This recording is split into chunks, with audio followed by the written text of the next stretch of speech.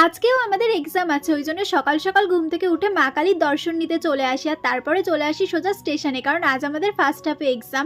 ওই জন্য সকাল 7:30টার সময় বেরিয়ে পড়েছি, কারণ 8টার ট্রেনটা ধরতে হতো। কিন্তু আমার ফ্রেন্ড এতটাই লেজি যে ও ট্রেনটা মিস করে ফেলে, বাট আমার চলে আসতে হয়। তো তারপরে চলে আসি রানাঘাট স্টেশনে, আর এখানে এসে অন্য ফ্রেন্ডদের খুঁজছিলাম, যেহেতু ওরা অন্য কম্পার্টমেন্টে উঠেছিল। তারপরে খুঁজে পাই, আর তারপরে চলে আসি সোজা রানাঘাট কলেজের সামনে। আর এখানে এসে অনেকটা টাইম, প্রায় 1.5 ঘন্টা আমাদের দাঁড়াতে হয়েছিল।